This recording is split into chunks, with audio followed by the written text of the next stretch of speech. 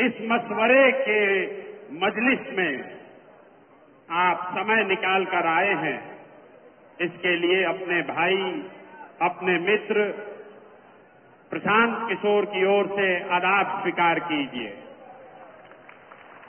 ये मशवरे की मजलिस है, राजनीति का मजलिस नहीं है। मुसलमानों को मशवरे की जरूरत क्या है, क्यों इस मजलिस की जरूरत है, इसको समझने की बात है। आखिर इस मजलिस को क्यों आहूत किया गया है। हम तो गांव-गांव जाकर आपसे मिल ही रहे हैं, फिर आपको इतना कष्ट देकर आपके गांव से, आपके शहर से वापस यहां क्यों बुलाया गया है। ये इसलिए कि आज अगर किसी कौम को सबसे ज्यादा मशवरे की जरूरत है तो वो देश का, बिहार का मुसलमान है। ये बात हम खुद से नहीं कह रहे, ये पैगंबर साहब ने आपको बताया, जब आगे का रास्ता न दिखे, जब आगे का रास्ता न दिखे तो मशवरे में खैर है, मशवरे में खैर है। इसलिए आज आपको ये तकलीफ दी है, आपको यहां पर दावत दिया है, आपको बुलाया है।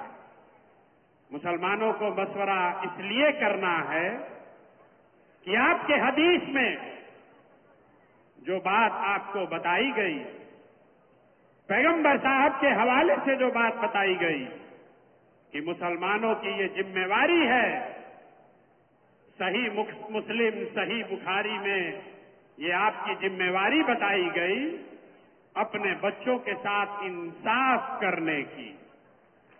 और आज आपको मशवरे की जरूरत इसलिए है कि देश में आधे से ज्यादा मुसलमान चाह कर भी अपने बच्चों के साथ इंसाफ नहीं कर पा रहे हैं। आपको ये आपके हदीस में बताया गया है, अपने बच्चों की तालीम की, तरबियत की, पढ़ाई की, परवरिश की आप वो नहीं कर पा रहे। तो मशवरा इसलिए करना है कि इस व्यवस्था को कैसे सुधारा जाए ताकि मुसलमान होने के नाते आप अपने बच्चों के साथ इंसाफ कर सकें। ये मशवरे की जरूरत इसलिए है कि आपके कुरान की जो पहली आयत है, इकरा बिस्मे रब्बिल कल्लजी खलक, उसका पहला शब्द इकरा, जिसका मतलब है पढ़ो, जिसका मतलब है पढ़ो। और आज आप वो कौम बन गए हैं जो देश का सबसे अनपढ़ कौम है। इसलिए आपको मशवरे की जरूरत है।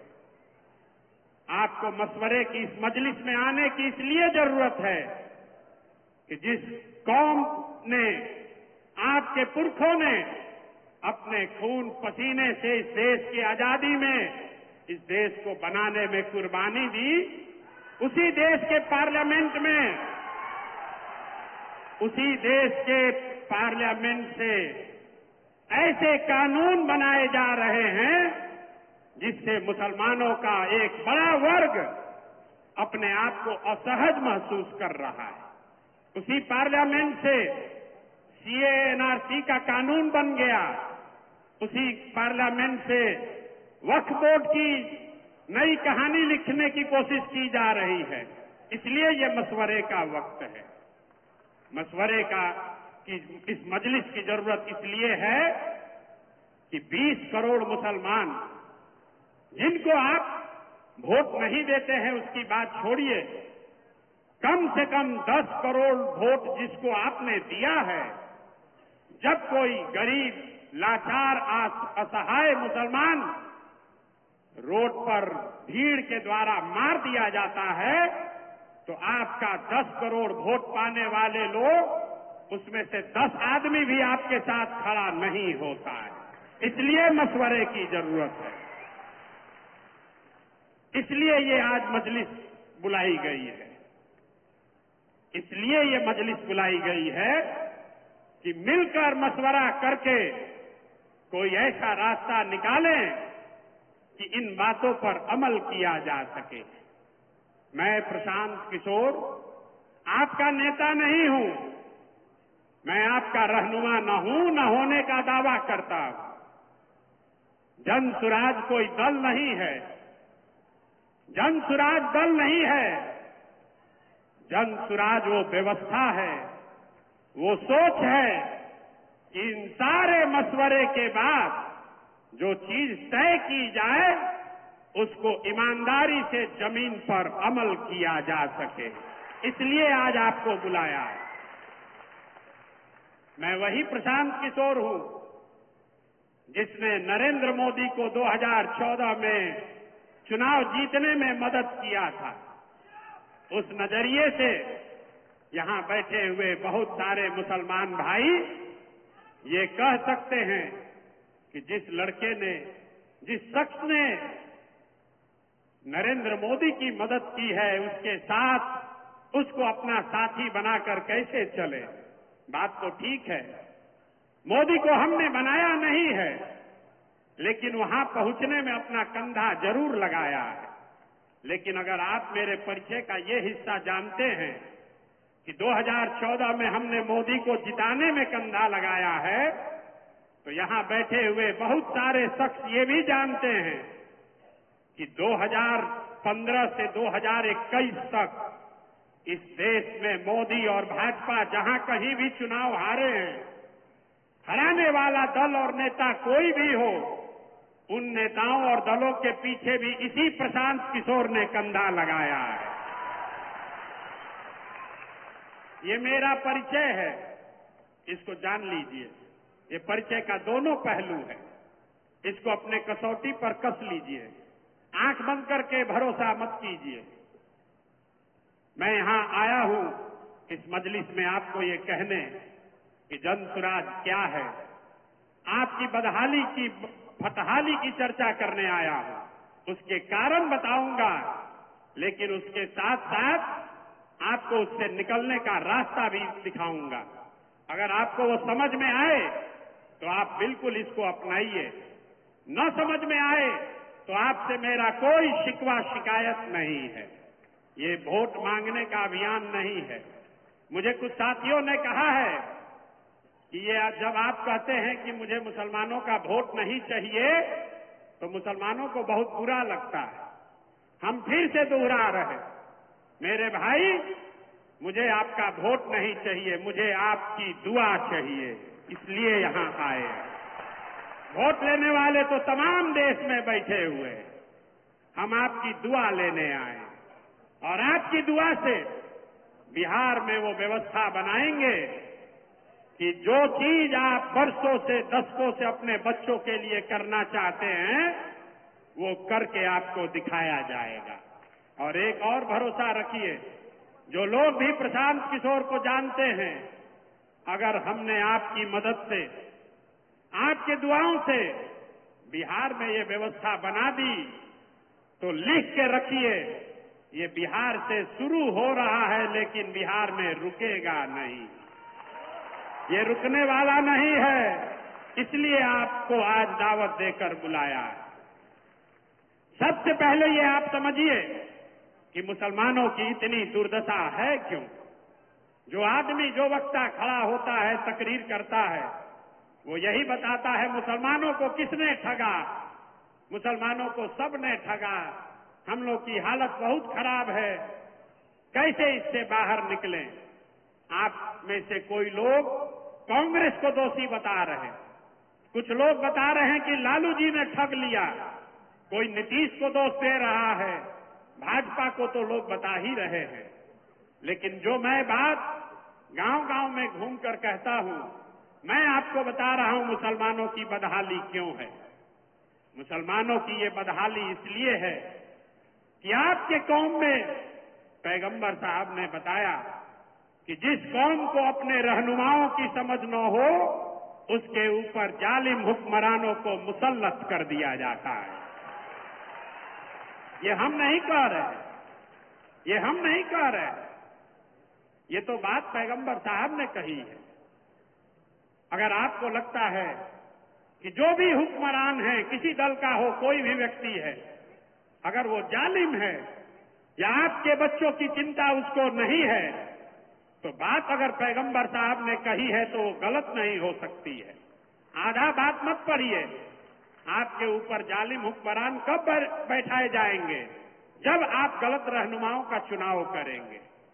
तो आपने पीछे जिसको भी चुना, उसको चुनने में जो गलती हुई, उसी वजह से आज आपकी ये बदहाली है। सच्चर कमेटी का रिपोर्ट हर मुसलमान पढ़ता बताता है। सच्चर कमेटी के रिपोर्ट में बताया गया कि इस देश में दलितों के बाद सबसे ज्यादा गरीब, पिछड़ा, बदहाल अगर कोई है तो वो मुसलमान हैं। तो मेरे भाई, सच्चर कमेटी का रिपोर्ट आया 2006 में। 2006 से पहले, आजादी के बाद 2006 तक इस देश में भाजपा का शासन नहीं था। तब तो उन्हीं लोगों का शासन था जिसको आपने अपना रहनुमा बनाया था। तो आखिर आपकी इतनी दुर्दशा हुई कैसे? फिर वही बात बताऊंगा कि अगर बात पैगंबर साहब ने कही है तो वो गलत नहीं हो सकती है। आपने गलत रहनुमाओं को चुना, इसीलिए ये दुर्दशा हुई है। आप बिहार के नजरिए से देखिए। आप कह रहे हैं कि भाई हमको यहां विकल्प नहीं है। आपको 2014 में नीतीश कुमार के तौर पर एक विकल्प मिला था। आज मैं नीतीश के विरोध में खड़ा हूं, लेकिन 2014 में नीतीश कुमार ने मुसलमानों के साथ कोई गलती, धोखा नहीं किया था। आपको याद होगा 2010 में जब नीतीश और भाजपा की सरकार चल रही थी बिहार में, तो 2010 के विधानसभा चुनाव में यही नीतीश कुमार हैं जिसने नरेंद्र मोदी को बिहार में घुसने नहीं दिया था। 2005 से लेकर 2014, 12, 13, 14 तक आपके लिए नीतीश कुमार ने कुछ अलग से किया हो या न किया हो, बिहार में जो काम हुआ उसका थोड़ा बहुत फायदा मुसलमानों को भी हुआ। आपके साथ कुछ गलत नहीं हुआ। तब आपको नीतीश कुमार को अपना रहनुमा बनाना चाहिए था। ये वही नीतीश कुमार हैं जो 2014 में, 13 में जब मोदी जी को प्रधानमंत्री का चेहरा बनाया गया तो गठबंधन से, भाजपा से अलग हो गए। लेकिन वही नीतीश कुमार जब 2014 में लोकसभा चुनाव लड़ने आए तो मुसलमानों ने उनको अपना रहनुमा, अपना रहबर नहीं बनाया। आपने उनकी मिट्टी पलीद करा दी। ये आपकी सोच है। और वही नीतीश कुमार अभी 2 महीना, 6 लोकसभा चुनाव के पहले सीएए पर आपके खिलाफ वोट देने के बाद, 2017 में आपको ठगने के बाद, वही नीतीश कुमार फिर जब इंडिया अलायंस में चले गए तब आपको उनको अपना रहनुमा नहीं मानना चाहिए था। लेकिन मुसलमानों को लगा कि नीतीश कुमार अब हमारा नया रहनुमा हो सकता है। तो जब नीतीश कुमार को रहनुमा बनाना चाहिए था तब आपने नीतीश को छोड़कर लालटेन पकड़ लिया। और जब नीतीश पर भरोसा नहीं करना चाहिए था तब आप उसमें रहनुमा खोज रहे थे। इसीलिए आपको दोनों बार ठगना सहन करना पड़ा। अगर आप अपने सही रहनुमाओं का चुनाव नहीं करेंगे तो जीवन में कभी भी आपके पास खुशहाली नहीं आ सकती है। आप चुनाव चाहे जिसका भी कर ले। बिहार में 30-35 साल से आप लोग लालटेन को, लालू जी को, राजद को वोट करते हैं। भाई, कोई राजनीति में वोट किसी को क्यों करता है? वोट करने की 3 ही वजह है। एक, आप वोट करते हैं अपने और अपने बच्चों के विकास के लिए। दूसरा, आप वोट करते हैं अपनी राजनीतिक भागीदारी के लिए। तीसरा, आप वोट करते हैं अपने राजनीतिक विरोधी को हराने के लिए। आप छोड़िए जनसुराज की बात, आप इन तीनों पैमानों पर अपने 30 वर्ष के निर्णयों को कसकर देखिए। विकास आपको मिला नहीं। आज बिहार में दलितों के बाद सबसे गरीब और पिछड़ा अगर कोई है तो वो मुसलमान है। यहां बैठा हुआ हर मुसलमान मानेगा कि लालू जी के राज में मुसलमानों का कोई विकास नहीं हुआ। लेकिन फिर मुसलमान कहता है चलिए विकास नहीं हुआ, कम से कम हमको अपनी सुरक्षा है, हमारी भागीदारी है, हमारे दल की सरकार है। तो उस चीज को जांच कर देखिए। आबादी के हिसाब से मुसलमानों के 40 विधायक होने चाहिए, 40 विधायक होना चाहिए। बिहार में मुस्लिम समाज का है 19, लेकिन ये चिंता का कारण नहीं है। ये आपको चिंता का कारण लगता है कि मुसलमानों के विधायक 40 नहीं हैं। वो इसलिए नहीं है कि दल वाले आपको टिकट नहीं देते हैं। चिंता का कारण क्या है, ये मैं आपको अभी बताता हूं। बिहार में आबादी के हिसाब से 1650 के आसपास मुखिया और सरपंच होने चाहिए, लेकिन बिहार में 1200 से कम मुखिया ही मुस्लिम समाज के हैं। बिहार में आबादी के हिसाब से 27,500 वार्ड सदस्य मुस्लिम होने चाहिए, हैं 11,000 से कम। ऐसा क्यों है? वहां तो आपको आरजेडी का टिकट का इंतजार नहीं करना है। ये आंकड़ा बता रहा है कि कहीं न कहीं मुस्लिम समाज में राजनीति को लेकर जो जागरूकता होनी चाहिए वो खत्म हो गई है। ये सबसे बड़ा नुकसान आपको आरजेडी में किया है। आपको विकास दिया या न दिया, आपको ये राजनीतिक मानसिक गुलामी दे दी, जिसमें ये बता दिया कि अगर जीवन में आगे बढ़ना है तो राजनीति हमको करने दो, हमारा झंडा लेकर पीछे जीवन भर चलते रहो। इसीलिए आपके बच्चे विधायक छोड़िए, वो वार्ड सदस्य और मुखिया का चुनाव भी लड़ने का हिम्मत नहीं जुटा पा रहे। तो विकास आपको मिला नहीं, भागीदारी आपके पास है नहीं। सब सुनने के बाद भी मुसलमान कहता है चलिए कम से कम भाजपा को हरा दीजिए, हम लोग की उसी में खुशी है। तो उस नजरिए से भी देखिए, 1990 में जब आपने लालू जी को वोट देना शुरू किया, तब भाजपा का बिहार में 0 सांसद था और देश में 2 सांसद। और आज 30 बरस भाजपा के विरोध में आपके वोट देने के बाद भी इस राज्य में भाजपा गठबंधन का 30 सांसद है और देश में 240। तो भैया आपको विकास मिला नहीं, भागीदारी मिली नहीं और भाजपा को आप हरा पाए नहीं, तो आप क्यों उसी लकीर पर चले जा रहे हैं? इसलिए मशवरे की जरूरत है कि बैठिए, मशवरा कीजिए कि कोई दूसरा रास्ता है या नहीं है। आपको क्या बताया गया? रास्ता न दिखे तो साहिबे अक्ल से जाकर मशवरा करो, साहिबे अक्ल से जो समझदार लोग हैं उनसे जाकर मशवरा करो। लेकिन मुसलमान आज मशवरा नहीं करना चाहता, बैठा हुआ है, वो जद्दोजहद नहीं करना चाहता है। उसको भाजपा का डर दिखाकर ये राजनीतिक बंधुआ मजदूर बना दिया गया है। इसलिए ये जनसुराज की व्यवस्था बनाई जा रही है। अब हम आपको आपकी परिस्थिति पर चर्चा करने के लिए खाली नहीं बुलाए, आपको अभी इससे निकलने का रास्ता भी बताएंगे। आपके सामने अभी आंकड़े से वो रास्ता बताएंगे, आपको खुद दिखेगा कि कैसे आप अपने बच्चों की राजनीति में भागीदारी भी करा सकते हैं, विकास भी कर सकते हैं और भाजपा को मुकम्मल हरा भी सकते हैं। तो जिसको जिसको ये समझना है, अभी तक आप ये जानते हैं कि अगर भाजपा को हराना है तो MY समीकरण चाहिए। यही आपको बताया गया है पिछले 30 साल में। MY समीकरण होगा तो उससे हम लोग भाजपा को हरा देंगे। लेकिन उस सारे समीकरण से आप भाजपा को अभी तक नहीं हरा पाए। ऐसा क्यों? ऐसा इसलिए कि अब MY समीकरण कहीं बचा ही नहीं है। अब समीकरण है YM।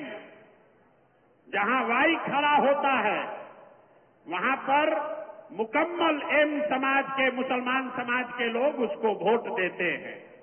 लेकिन जैसे ही मुसलमान खड़ा होता है तो आधे से ज्यादा Y समाज के लोग हिंदू मुसलमान के नाम पर जाकर भाजपा को वोट देता है।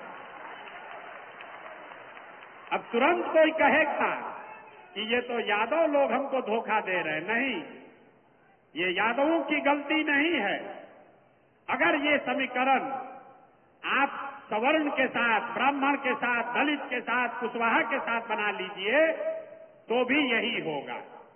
जब वो खड़े होंगे तो आप उसको मुकम्मल वोट दीजिएगा, लेकिन जैसे ही आप खड़े होइएगा तो विचारधारा की तलवार से आधा लोग उसमें कट के हिंदू मुसलमान के नाम पर आपके खिलाफ में वोट करेगा।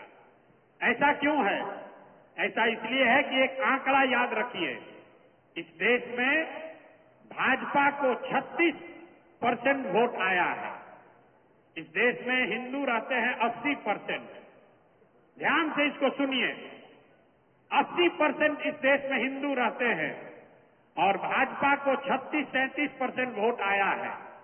इसका मतलब है कि करीब करीब आधे हिंदू आज भाजपा को वोट नहीं दे रहे, भाजपा को वोट दे रहे हैं। जो लोग भाजपा को वोट दे रहे हैं वो किसी एक जाति के नहीं हैं, वो सभी जातियों में हैं।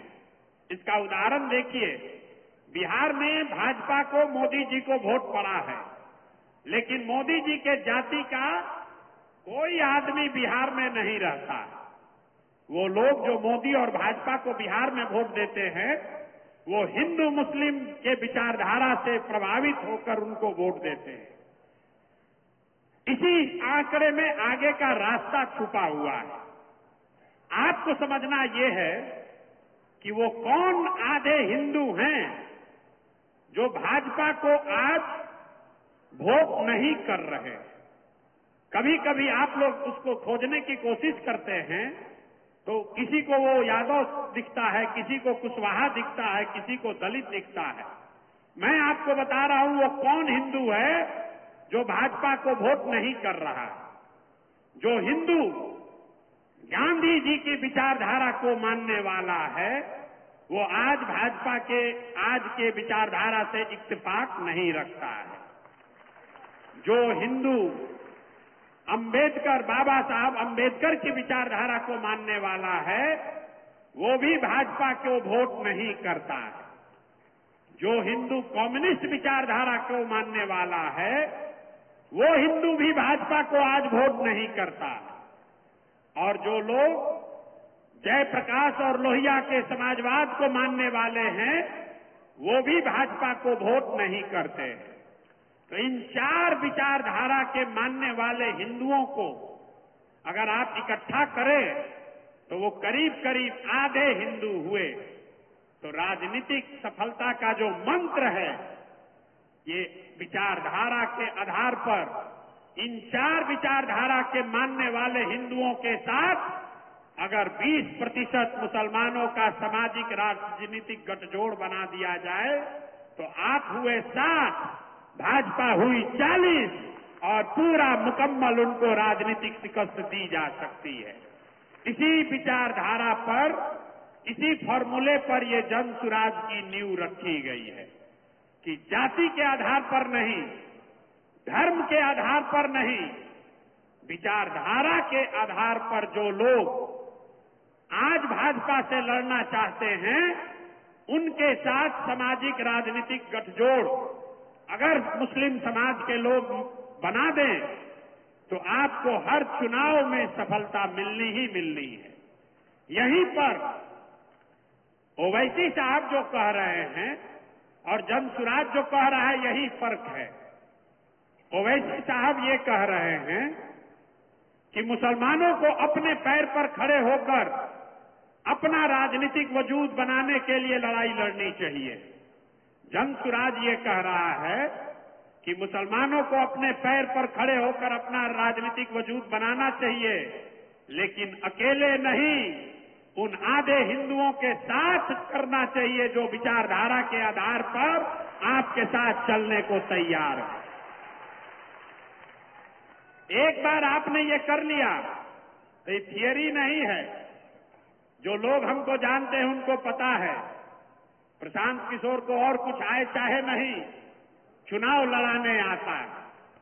1-2 राज्य में नहीं, हमने 10 राज्य में ये करके देखा है।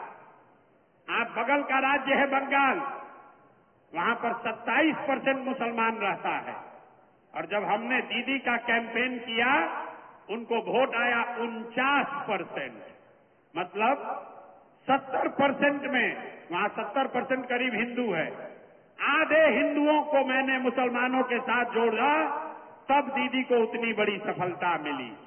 तो अगर ये काम पहले किया गया है तो इसको बिहार में भी किया जा सकता है, इसलिए आपको दावत देने आए।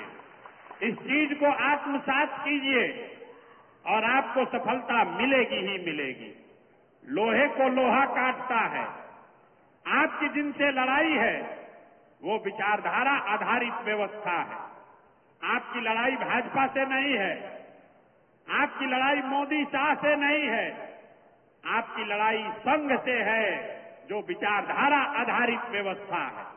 वो एक दिन में गांधी मैदान में रैली करके नहीं बना है, वो एक चुनाव के लिए नहीं बना है, वो पिछले 40-50 सालों में उस विचारधारा के मानने वाले लोगों ने एक एक कतरा करके धीरे धीरे उसको बनाया है।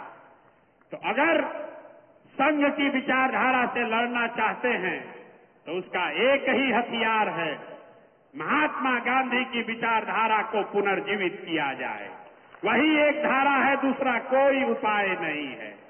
तो जन सुराज वही प्रयास है, महात्मा गांधी की विचारधारा को फिर से पुनर्जीवित किया जाए, जिसमें गांधी, अंबेडकर, कम्युनिस्ट और समाजवाद को मानने वाले लोग मुसलमानों के साथ मिलकर सामाजिक राजनीतिक ऐसा गठजोड़ बनाए जिसको कोई चुनाव में हरा नहीं सकता है। इसीलिए मैं रोज कहता हूं कि जीतेगा जन सुराज ही, जीतेगा जन सुराज ही।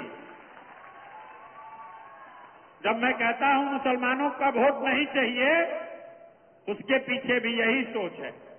हम कितना भी समझा लें, अगर आप हमको वोट नहीं भी दीजिएगा तो भी जो ये विचारधारा के आधार पर हिंदू लड़ रहे हैं आज भाजपा से, वो जनसुराज के हिस्सा हैं, और उनकी ताकत से, उनकी मदद से आपको निश्चित तौर पर बिहार में अगले साल जीत कर हम दिखाएंगे। अगर आपने तय किया, अगर आपने तय किया, आपने अपना कंधा लगाया, तो निश्चित तौर पर ये लड़ाई हमारे लिए थोड़ी आसान हो जाएगी। लेकिन अगर आप तय नहीं कर पाए, आपने हमको साथ देने का भी मन नहीं बनाया, तो भी आपसे हमको कोई शिकवा शिकायत नहीं है। जीतने के बाद आपको फिर से निमंत्रण देंगे, फिर से बुलाएंगे और फिर से आपसे आग्रह करेंगे कि हमारे साथ चलिए।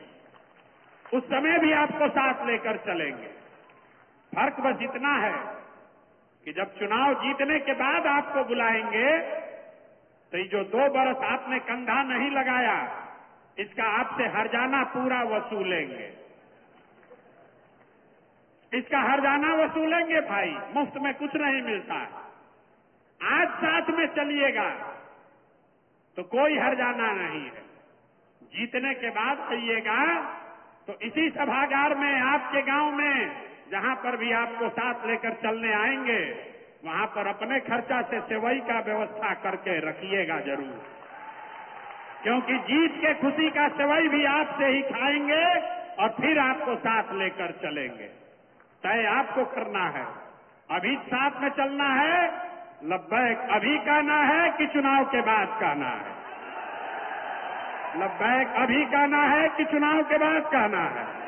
जरा एक बार हाथ उठाकर बताइए, हाथ उठाकर जिसको लब्बैक कहना है बताइए, खड़े होकर, खड़े होकर बताइए। लब्बैक कहने को तैयार हैं? मान लें सबको, बैठ जाइए। सबने आपको एक दूसरे के साथ देखा है, पूरे मंच को साक्षी रख के, इस सभागृह में बैठे, इस मजलिस में बैठे सबको साक्षी रखकर आपने लब्बैक कहा है। आपने कहा है, लब्बैक इसलिए नहीं कहा है कि जनसुराज को वोट देना है, लब्बैक इसलिए कहा है कि हम लोग मिलके वो व्यवस्था बनाएंगे कि अपने बच्चों के साथ इंसाफ कर सकें। अब एक बार अपने बच्चों के साथ इंसाफ कर सके ऐसी व्यवस्था बनाने के लिए जो जो लब्बैक कहना चाहता है हाथ उठाइए, उठाइए हाथ फिर से। और लब्बैक कहने को तैयार हैं कि नहीं है? आपके बच्चों के साथ इंसाफ होना चाहिए कि नहीं होना चाहिए? होना चाहिए। तो प्रशांत किशोर आपका नेता नहीं है, आपका रहबर रहनुमा नहीं है, लेकिन आपको ये विश्वास दिला रहे हैं कि आप हमको वोट दीजिए या मत दीजिए, आपने हमको दुआ दी है। अब अपने अपने बच्चों को हमारे पास भेजिए, जन सुराज के पास भेजिए। आपके गांव में, आपके पंचायत में, आपके इलाके में कोई भी लड़का, चाहे वो जितने भी गरीब परिवार का हो, अगर उसमें राजनीति की सलाहियत है, अगर वो राजनीति करना चाहता है, उसके पास पैसा नहीं है तो कोई बात नहीं है, उसके पिताजी, उसके घर वाले राजनीति में बड़ा चेहरा नहीं है तो कोई बात नहीं है। पैसे का चिंता, व्यवस्था का चिंता अपने भाई, अपने बेटे प्रशांत किशोर पर छोड़िए, लेकिन उन बच्चों को भेजिए, उन बच्चों को मेरे पास भेजिए, जन सुराज के पास भेजिए। इस पूरे सभा में आपको साक्षी रखकर ये बता रहे हैं, अगर अपने समाज से किसी बच्चे को भेजोगे तो उसको प्रशिक्षित भी मैं करूंगा और जन सुराज के खर्चे पर चुनाव भी निश्चित तौर पर लड़ाऊंगा। ये देखिए खड़ा होकर कह रहे हैं अफाक अहमद, पहली बार बिहार के उच्च सदन विधान परिषद में आपके समाज का कोई आदमी चुनकर गया है। इनको लालू जी ने नहीं भेजा है, कांग्रेस में थे, इन कांग्रेस ने नहीं भेजा है, जन सुराज ने अपने कंधे पर बैठाकर इनको सदन में भेजा है।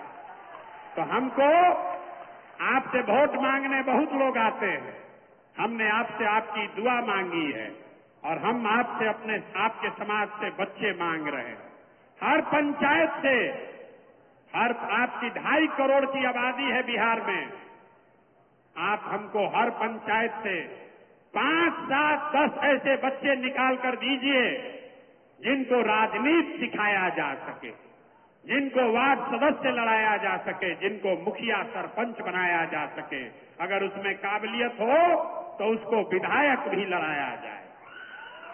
अब यहां जो लोग बैठे हैं, इधर जो बैठे हैं वो कम, लेकिन जो इधर बैठे हैं उनका इसमें कोई दिलचस्पी नहीं है कि मुखिया लड़ाइएगा कि नहीं।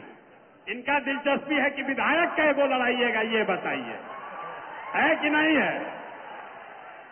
तो हमने घोषणा की है, सिर्फ मुसलमानों के लिए नहीं, 2 अक्टूबर को जब ये आपका दल बन रहा है तो समाज में जिसकी जितनी आबादी है, वो चाहे सामान्य वर्ग का हो, वो दलित समाज का हो, अति पिछड़ा हो, ओबीसी हो, यादव हो, कुशवाहा हो, मुसलमान हो, जिसकी जितनी संख्या है उसको उतनी भागीदारी निश्चित तौर पर दी जाएगी। और वो भागीदारी प्रशांत किशोर नहीं देंगे। मैं ऐसी व्यवस्था बना रहा हूं कि वो चूंकि व्यवस्था के मालिक ही आप होंगे तो आपके साथ कोई गलती नहीं कर सकता है।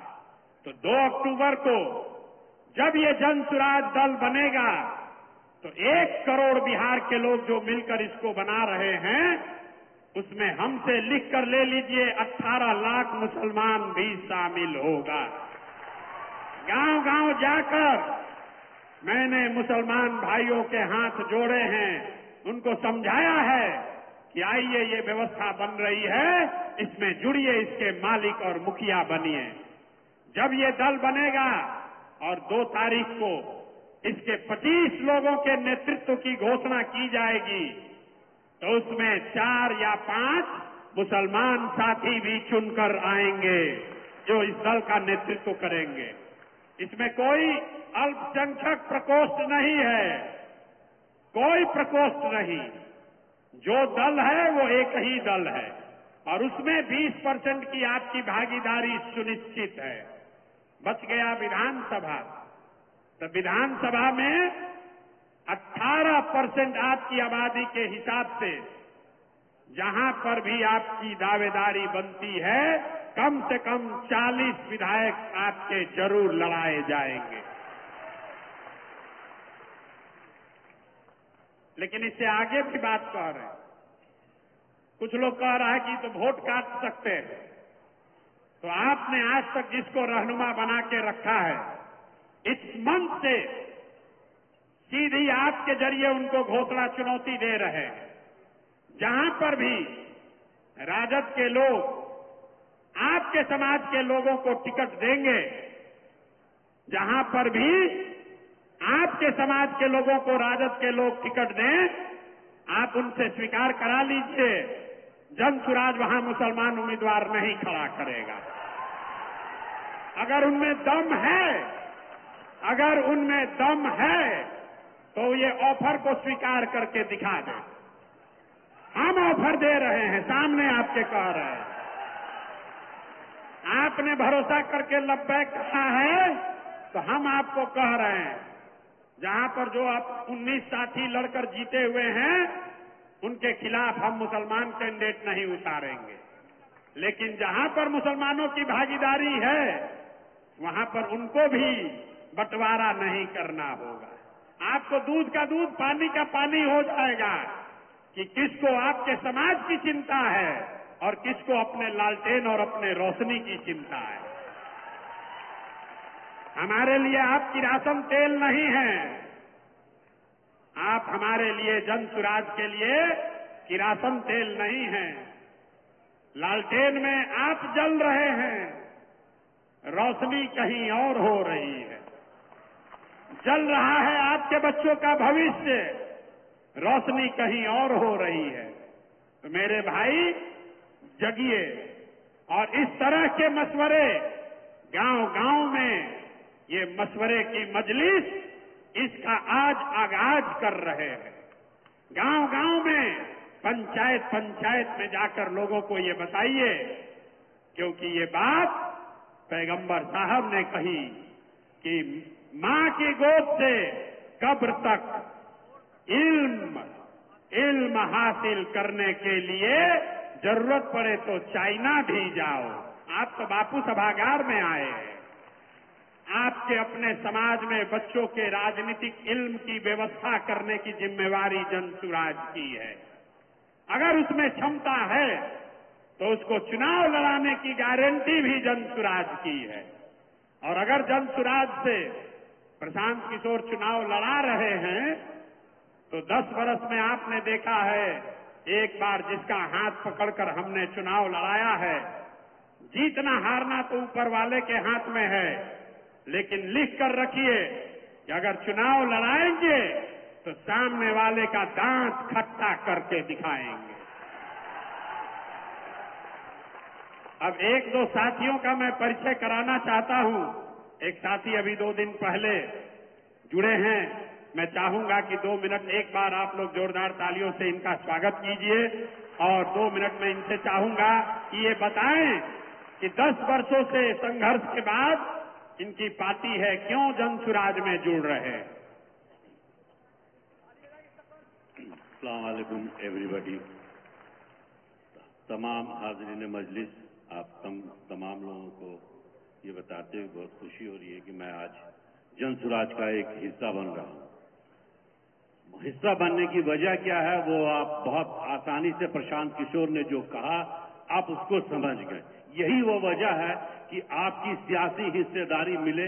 वो सारी बातें इन्होंने कह दी, मैं तो सिर्फ एक शेर पे ही इस बात को कह दूंगा कि सब मिटा दे अपनी हस्ती को, अगर कुछ मर्तबा चाहे कि दाना खाक में मिलके गुले गुलजार होता है। सब जनसुराजी बनिए और यहां शरीक हो जाइए। यही वो वक्त है, आजादी के बाद पहली बार आपको एक ऐसा मौका मिला है, एक ऐसी पार्टी बन रही है जो आपको बता रही है कि आप आइए, हम आपको आपकी आबादी के तनासुब से हिस्सेदारी देंगे। जब आपको आपके आबादी के हिसाब से हिस्सेदारी मिलेगी तो यकीन जानिए वो तमाम मुश्किलें जिसकी वजह से आज आप परेशान हो रहे हैं, आए दिन सीए एनआरसी में प्रशांत बाबू ने आपको बता दिया, ये तमाम चीजें जो बन रही है, क्यों आज आप जितनी मीटिंग बुला लें कुछ नहीं होने वाला है जब तक आप वहां नहीं पहुंचेंगे। और वहां पहुंचेंगे कब? जब आपके अंदर सियासी सूझबूझ होगी, सियासत करना जानेंगे। वही सियासत जो आज प्रशांत किशोर बता रहे हैं और आपको दावत भी दे रहे हैं कि आप आइए और आके इनसे जुड़िए, सियासत सीखिए। सियासी हिस्सेदारी के बगैर आपको कुछ नहीं मिल सकता। जब तक आप अपने हक के लिए खुद नहीं खड़े होंगे, अपने आप को खुद आगे नहीं बढ़ाएंगे, कोई ताकत आपको नहीं बढ़ा सकती। किसी लालू ने नहीं ठगा, किसी कांग्रेस ने नहीं ठगा, आप ठगे गए हैं। आप अपने घर का मुहाफिज दूसरे को बनाएंगे, आप ठगे जाएंगे। आज जिस तरीके से खुले दिल से कह रहे हैं प्रशांत जी, अगर इस वक्त भी हम नहीं आए और हम नहीं सुधरे तो यकीन जानिए दुनिया की कोई ताकत हमको नहीं सुधार सकती। यही बहुत कह करके मैं अपनी बात खत्म करता हूं और शुक्रिया। मैं इनसे गुजारिश कर रहा हूं कि अपने साथ मुझे जोड़। बहुत बहुत अशफाक साहब का बहुत बहुत धन्यवाद। इन्होंने कहा कि इन्होंने खुले मन से कहा है भागीदारी का। इस देश में भागीदारी की बात पहले भी हुई होगी। हम सिर्फ भागीदारी की बात नहीं कर रहे, हम आपको सिर्फ टिकट नहीं देंगे, आपको अपने खर्चे पर, जनसुराज के खर्चे पर लड़ाएंगे भी। सिर्फ भागीदारी की बात नहीं है। नाम पूरा करने के लिए हारने वाले सीट पर किसी मुसलमान को दे दिया, जिस मुसलमान को दिया उससे भी 2-4 करोड़ रुपया ले लिया। ये सियासत आप देखते आए हैं। हम आपके समाज से भी चोर बदमाश ठग को नहीं खड़ा करना चाहते। आप अपने समाज के सबसे अच्छे, सबसे बेहतर, जिस पर आपका भरोसा है उसको भेजिए। ये चिंता मत कीजिए कि उसके पास चुनाव लड़ने का पैसा है कि नहीं है। अफाक अहमद पैसे से एमएलसी नहीं बने। जनसुराज ने एक बार तय कर लिया कि आदमी अच्छा है तो इसको कंधे पर बैठाकर सदन में पहुंचाए। तो अगर आप आगे ये समझ रहे हैं, तुरंत अभी हम कहेंगे, अभी तुरंत आप देख रहे हैं कि जब से जनसुराज की ये चर्चा शुरू हुई है, आप में जितने लोग बैठे हैं राजनीति से जुड़े हुए, सबके पास सामने से फोन आ रहा है। तो और कुछ कीजिए या मत कीजिए, मेरा इतना धन्यवाद ये इसलिए कीजिए कि कम से कम आपको पूछना तो शुरू किया। अभी तक तो आपको पूछ भी नहीं रहा था। जिसको जिसको अनुभव ये नहीं है, इस कार्यक्रम के बाद हमारे साथ एक फोटो खिंचवा लीजिएगा और उसको फेसबुक पर डालिए और देखिए कि कैसे सारे दल वाले आपको फोन करते हैं, अरे भैया काहे नाराज हो, प्रशांत किशोर से काहे मिल रहे हो। ये ताकत है जनसुराज की। अभी दल नहीं है, अभी आपको चुनाव नहीं लड़ाए, आपको हिस्सा नहीं दिया, आपको जिताए नहीं, सिर्फ एक खिड़की आपके लिए खोली है, उसी से आपकी राजनीतिक बंधुआ मजदूरी खत्म हो रही है। इस मंच पर बैठा हुआ कोई ऐसा आदमी नहीं है जिसको 8 आदमी, 10 आदमी, 20 आदमी ये दबाव नहीं बना रहा है कि अरे भाई जनसुराज की ओर क्यों जा रहे हैं। ये बगल में हमारे बैठे हैं मोनाजिर जी, इनको जीना इनका हराम कर दिया। 10 साल से कोई नहीं इनको पूछ रहा था। जैसे ही जनसुराज में आए सबको याद आया कि अरे वो मोनाजिर हसन भी है, इनको रोज इनको कहते हैं कि हमको भैया पूछ रहा। अनवारुल हक साहब के लड़के बैठे हैं यहाँ, कहाँ हैं? ये देखिए ये खड़ बैठे हैं। ये हमको कहते हैं भैया हमको बड़ा अच्छा लगता है आपसे, जब से जुड़े हैं सुबह शाम तक फोन करता है। तो ये राजनीति, ये आपके राजनीतिक बंधुआ मजदूरी खत्म होने की शुरुआत है। जैसे जैसे आप आगे बढ़ोगे आप देखिएगा कि जिन लोगों का फोन 5 बरस में भी नहीं आता था, अब हर 5वें दिन आपके यहां आएगा। राजद की जब अब बैठक हो रही है तो अगल बगल मुसलमान बैठा रहा। अभी तक किसको बैठा के घुमा रहा था वो आपको मालूम है। तो हम अगल बगल मुसलमान नहीं बैठा रहे, हम पूरे सभा में ही खाली मुसलमान ही बैठाए। ये आज के जमाने में लोग कहता है कि मुसलमान बगल में रहेगा तो पोलराइज हो जाएगा, और नेताओं का तो छोड़िए, मुसलमान भी कहता है कि भैया हम लोग बगल में दिखेंगे तो पोलराइज हो जाएगा। हम आपको खुले मन से कह रहे हैं मीडिया कैमरा के सामने, आप आइए बैठिए हमारे साथ, कोई पोलराइज नहीं होने वाला, कोई नहीं पोलराइज होने वाला है, हम नहीं डरते हैं उससे। बिल्कुल आपने लब्बैक कहा है तो एक ही वादा आपको कर रहे हैं, जिस ईमानदारी और शुद्धता से इस अभियान को शुरू किया है, जीवन में चाहे कुछ भी हो जाए, उस ईमानदारी और शुद्धता में आंच नहीं आने देंगे।